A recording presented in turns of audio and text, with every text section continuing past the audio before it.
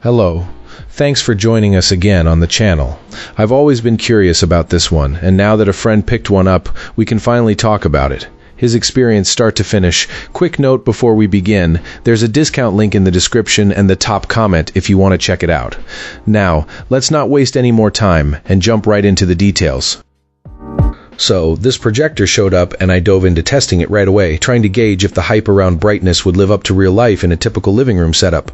First impression, this projector is incredibly bright. It fills a wall with vivid light, and when I left one window blind just a touch open, the picture still held up. No dramatic washout. The built-in sound isn't a home theater system, but it is surprisingly solid for day-to-day watching, and the clarity is better than I expected for a built-in speaker.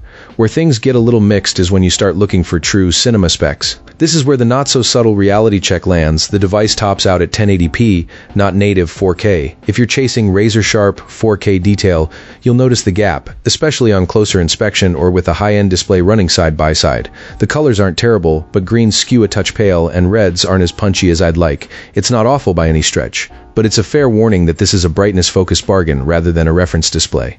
Then there's the app and streaming reality. The built-in app store has Netflix, YouTube, and Prime Video, which is convenient. But don't expect Disney Plus, Hulu, or Paramount Plus to drop in as ready-to-go apps. The browser workaround exists, and you can log into some services that way, but the experience isn't consistently smooth. Some sites load, some videos run at low resolutions, and a few won't load at all. If you want a fuller app lineup, you'll want to pair a streaming stick via HDMI. On the plus side, 2 HDMI ports make it easy to keep a Roku or Fire Stick in the mix without crowding the inputs.